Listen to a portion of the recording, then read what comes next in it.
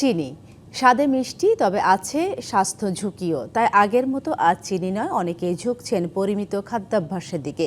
বদলে যাওয়া এই সচেতনতার ছাপ মিলেছে দেশে চিনির ব্যবহার ও আমদানির পরিসংখ্যানেও। যুক্তরাষ্ট্রের কৃষি বিভাগের গবেষণায় দেখা গেছে, গত 5 বিপণন মৌসুমে বাংলাদেশে চিনির ব্যবহার কমেছে প্রায় 33%। একসময় সকালে ধোঁয়া ওঠা 1 কাপ চায়ে 2 চামচ চিনি না হলে যেন দিনই শুরু হতো না অনেকের। তবে সময়ের সঙ্গে বদলাচ্ছে মানুষের অভ্যাস। রাজধানীর ব্যস্ত সড়কের পাশে দীর্ঘদিন ধরে ভ্রাম্যমাণ দোকানে চা বিক্রি করেন কামাল হোসেন।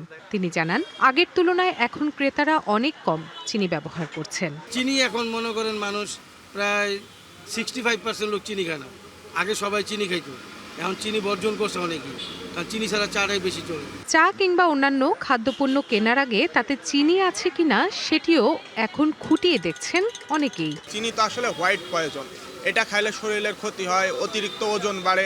আমরা তো অনেক সচেতন, এই কারণে আমরা আর কি এখন চিনি খাওয়া কমাই দিচ্ছি, আর কি বাদ দেওয়ার চেষ্টা করতেছি। আমার শরীর মোটা হয়ে যাচ্ছে, চিনিতে কেমিক্যাল, স্বাস্থ্যের জন্য খুবই ক্ষতিকর। এটা অনেকদিন যাবৎ খাই না, এখন চিনি খাইলে আরো বিরক্তি লাগে। ব্ল্যাক কফি খায় চিনি ছাড়া রং চা, চিনি ছাড়া কন্ডেন্স মিল্কের চা খায়।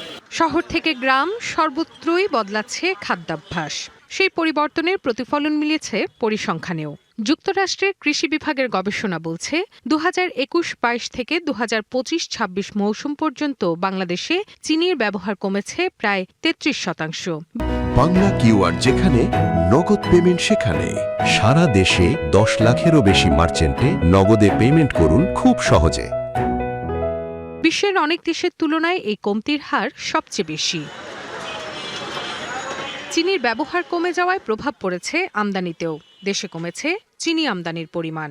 এনবিআরের তথ্য বলছে, 2021-22 অর্থবছরে 25,25,000 টন চিনি আমদানি করা হলেও 2025-26 অর্থবছরে আমদানি করা হয়েছে 21 লক্ষ।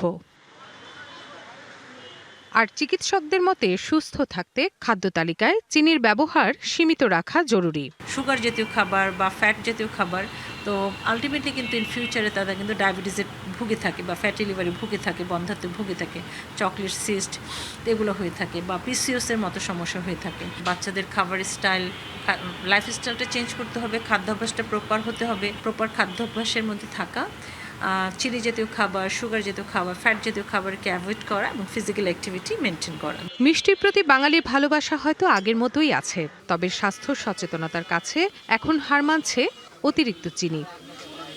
Rifat Tasnova, DBC news, Dhaka.